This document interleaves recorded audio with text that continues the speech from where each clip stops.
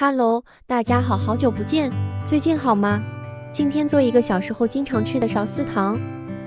红薯去皮，先切片，再切丝。红薯丝用清水洗几次，把淀粉洗掉，接着沥干水分。6成油温中小火下锅炸红薯丝，需要轻轻翻动一下，炸至金黄色就可以捞起来。小火熬糖浆。清水、白砂糖、麦芽糖放一起，熬至密集的小泡。下坚果碎和白芝麻翻炒均匀，倒入炸好的红薯丝，继续翻炒均匀。